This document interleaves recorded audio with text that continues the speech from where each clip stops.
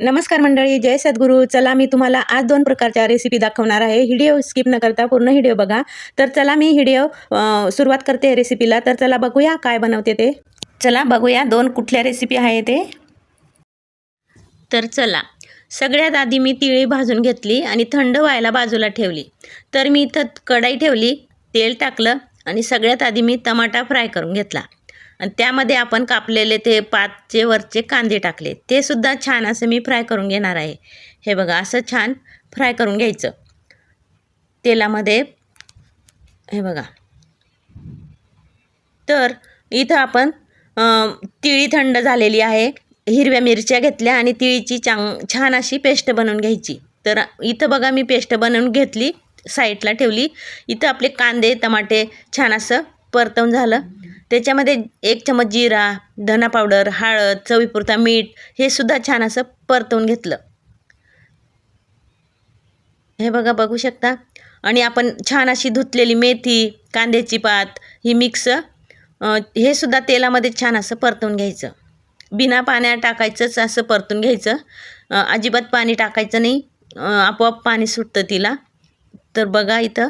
आणि हे आपलं वाटलेलं पेस्ट ही सुद्धा छान अशी परतून घ्यायची भाजीसोबत. तर खूप छान लागते ही तिळी टाकून भाजी. आणि आता थंडीच्या दिवसात खूप मस्त आणि पौष्टिक अशी ही तिळी राहते. आणि बघू शकता भाजी किती छान दिसते आणि खायला पण छान लागते. तर मी अशी भाजी बनवली. तर आपण मिक्सरच्या भांड्यात थोडंसं पाणी टाकलं आणि तुम्हाला ग्रेव्ही पाहिजे असली तर थोडं पाणी टाकू शकता. घट्ट पातळ तुमच्या हिशोबाने तुम्ही टाका. मी असं पाणी टाकलं एवढं.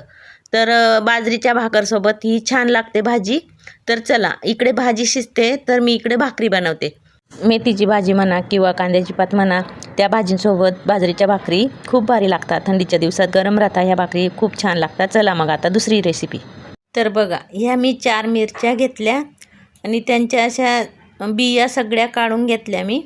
कोणी पीठ मिरची बनवतं बेसन पीठ घालून, कोणी तळून करतं. तर मी इथं कशा बनवते तुम्ही नक्की बघा. आणि कशा झाल्या मिरच्या ते पण नक्की सांगा.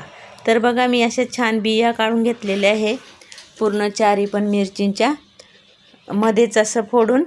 आणि बघा आता 2 बटाटे घेतले आणि हे बटाट्यांचं सारण बनवते मी आता. छान असं सालं काढून घेते आणि हे बटाटे आता मॅच करून घेईल. हे बघा, असे मॅच करून घेतले. आणि त्याच्यात लाल मिरची पावडर, चाट मसाला, चवीपुरता मीठ आणि भरपूर कोथिंबीर आणि हळद असं टाकून मी मिक्स करून घेतलं.